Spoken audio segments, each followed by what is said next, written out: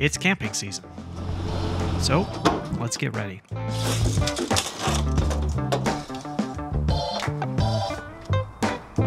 I'm mostly using 3/4 inch pine plywood for this project.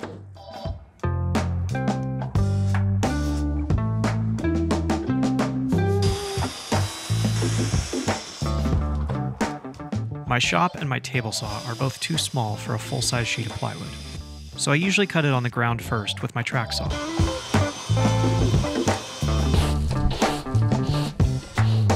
This is definitely a design as you go and figure out the details later type of project.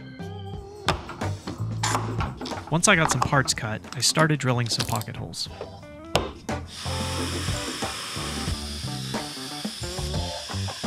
A lot of pocket holes.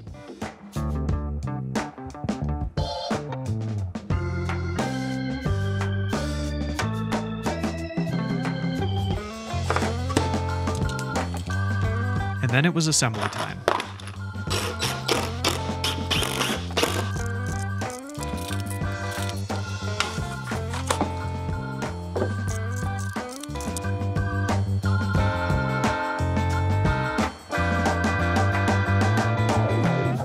I used my CNC to make a router template that I could use to cut some holes in the frame for weight reduction.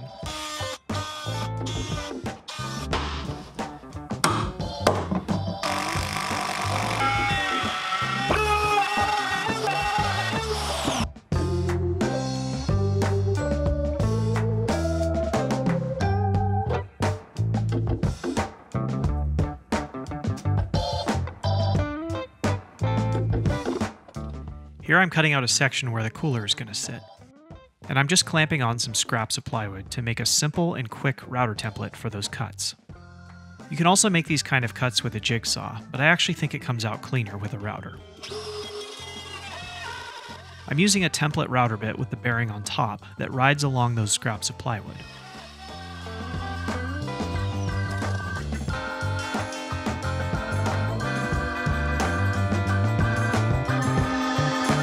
Hopefully this will redeem at least some gas mileage.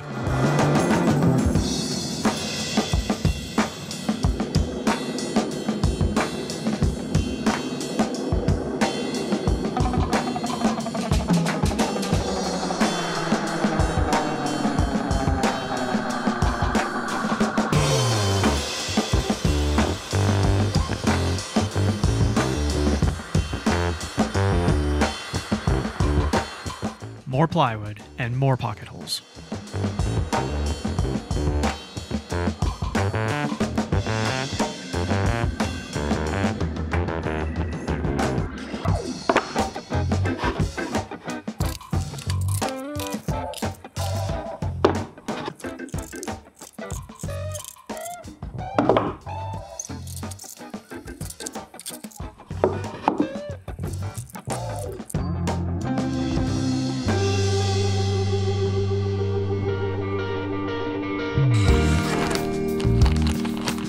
These 60-inch full extension drawer slides hold up to 500 pounds and lock in both the in and out positions.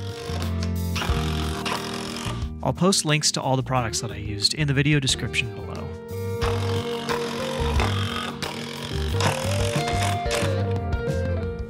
The two middle slides are attached to either side of the same piece of plywood. So in one of the slides, I had to drill some extra holes so that the screws wouldn't run into each other.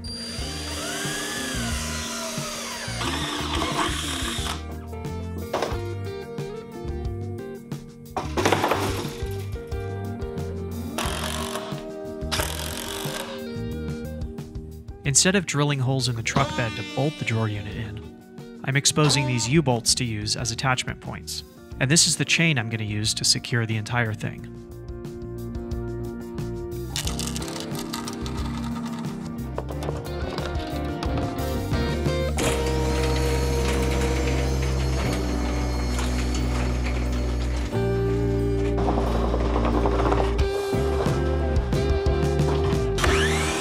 Before I installed it, I decided to make a few last-minute changes.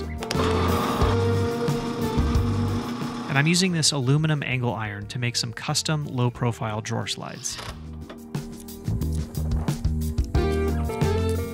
This long skinny drawer will go the entire length of the truck bed and take advantage of some otherwise wasted space.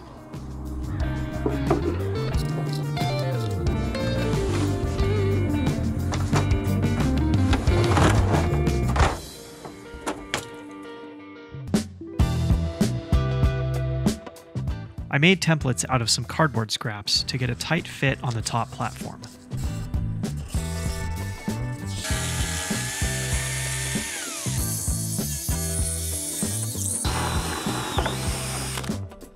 These J-bolts will hook onto the chains, and when I tighten them down, they'll secure the entire unit.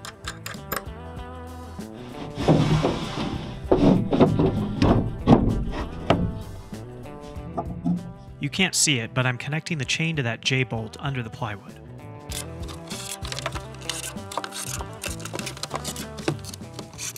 After screwing the plywood down to the frame, I tightened the nut on the J-bolt, and then cut off the excess.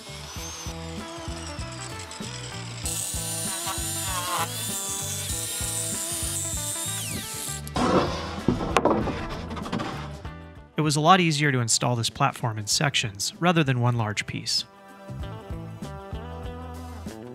For the odd cuts in these custom drawers, I'm using the same method as before, using scraps of plywood to make a router template. This time I'm just using double stick tape to secure them. Here's that template bit I was talking about earlier.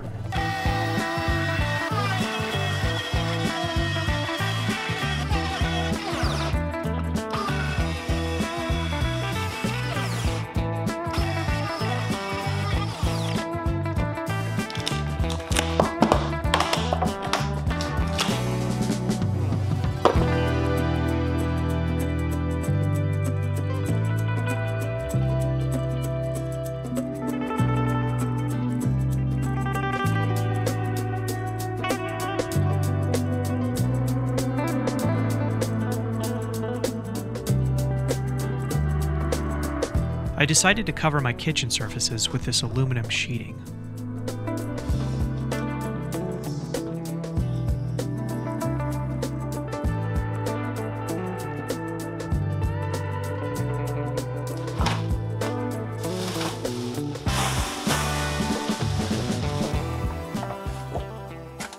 And I'm using spray adhesive to attach it.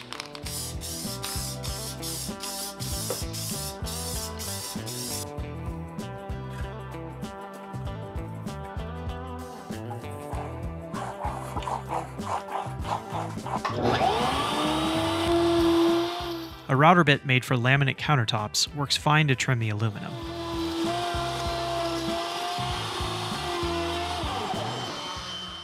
And because of how easily this stuff was scratching in the first 5 minutes, I decided to go over it with my sander to give it a pre-scratched look.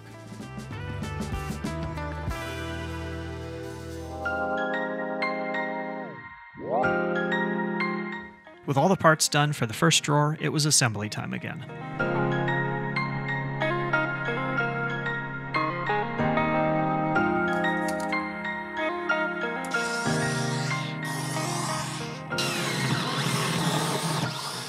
I cut out a hole for the burner insert. And as a reminder, I'll put links in the description below for all the products that I used.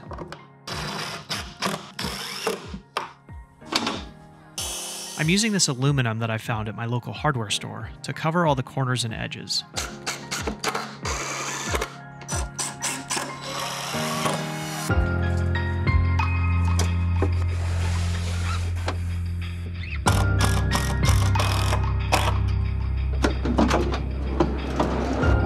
And once the first drawer was installed, it was time to build the second one.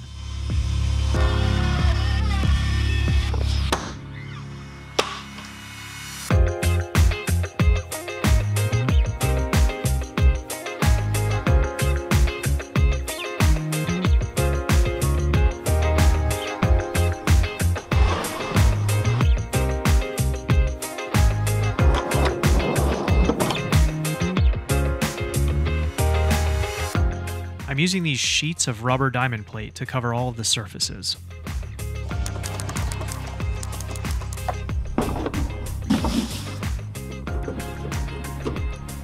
This is going to be that long, skinny drawer I mentioned earlier.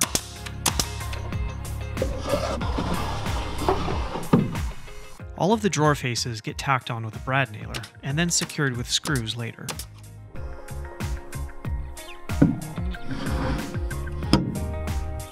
These two drawers are going to become the cutting board and the kitchen sink.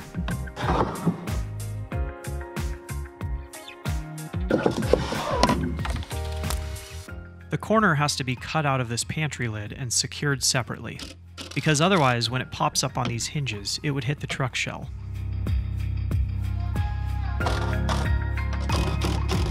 I used contact cement to secure more of the rubber diamond plate to the drawer fronts.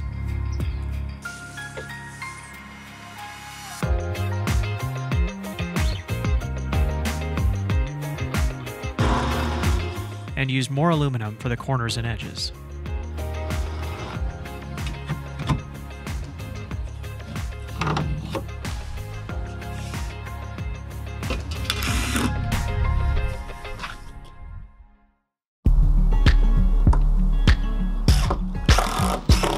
This project got more and more fun as I added all of the finishing touches.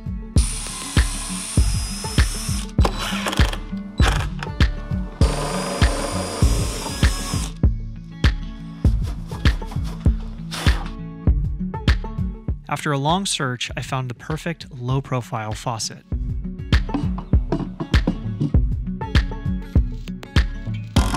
I used this 17-inch Blackstone griddle for all of our camping trips last year, and I actually like it so much that I designed this entire project around its dimensions.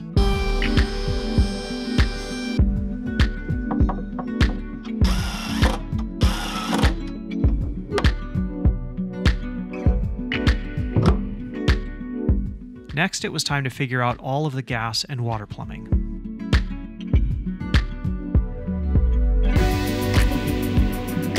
I wanted everything to be pre-plumbed so it would all just work with one connection at the campground.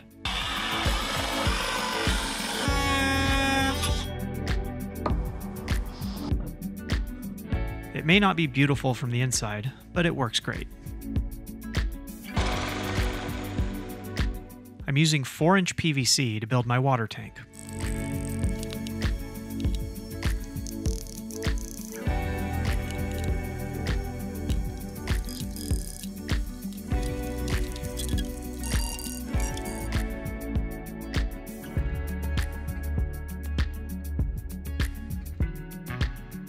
After a few prototypes, I figured out the perfect shape for some plywood brackets to mount the water tank.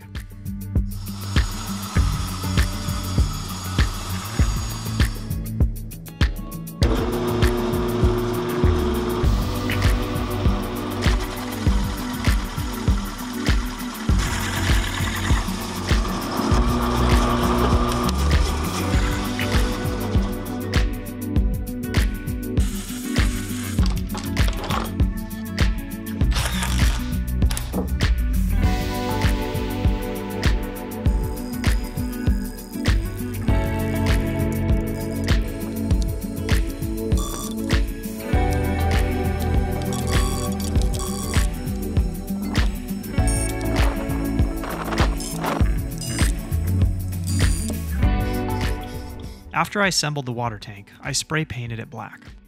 I figured this would help keep the water warmer and also hide it a bit in the truck.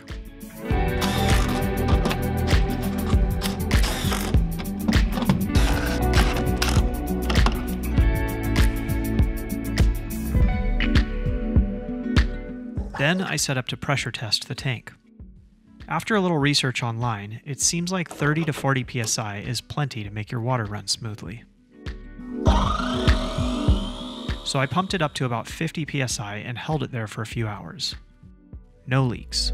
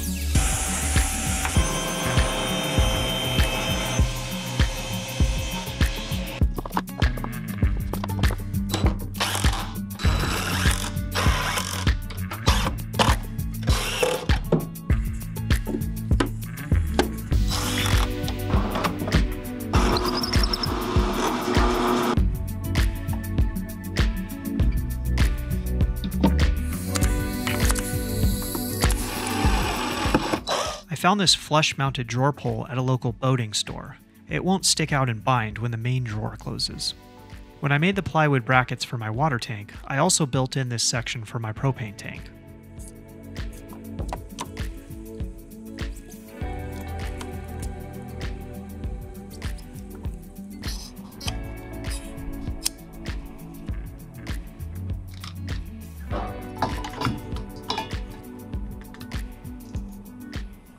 I had to make one more little plywood mount for the fire extinguisher bracket.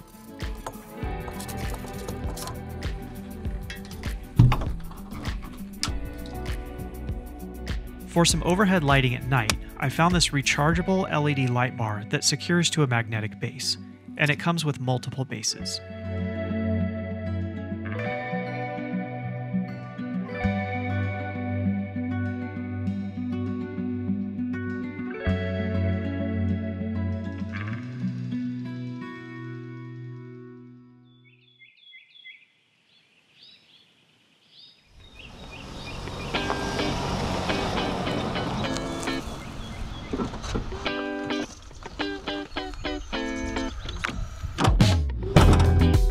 It's camping time. The cooler is always easy to access without pulling anything out. Once you get to camp, the main storage compartment is behind the cooler.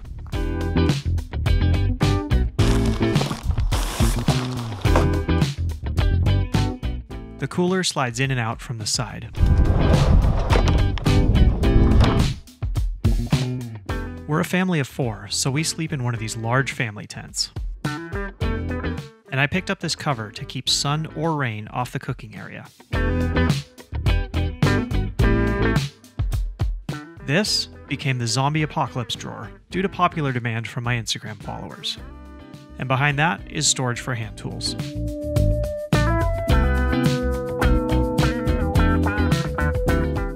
This little drawer is dedicated to the water hose. And here is the kitchen.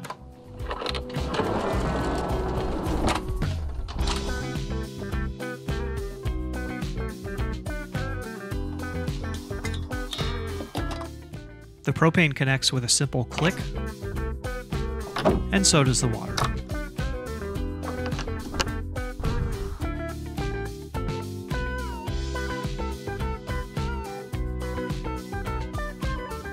Believe it or not, I can cook on this propane tank for about a week.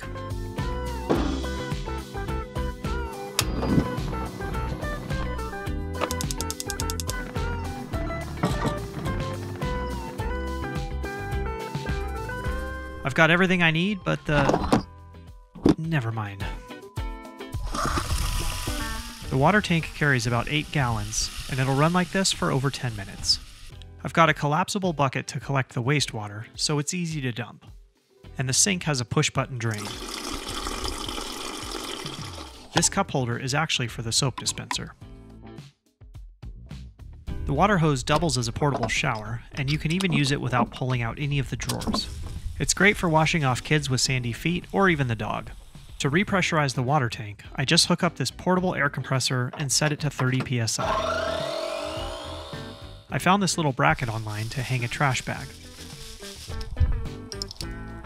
And here's the silverware drawer. The pantry lid pops up like this so you don't lose any countertop space. This is the cutting board, and it lifts out for cleaning or for taking to your picnic table. And here's the knife storage. But I also added a magnetic knife holder, so I'd have a safe place to put them while I was cooking.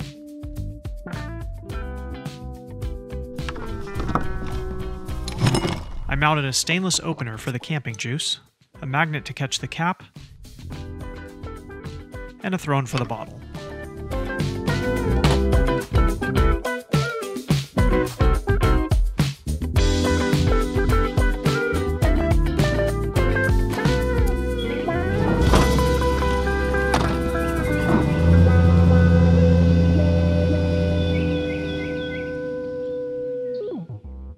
A huge thank you to all of my supporters on Patreon for encouraging me to go out into the shop late at night after the kids are in bed and produce these videos.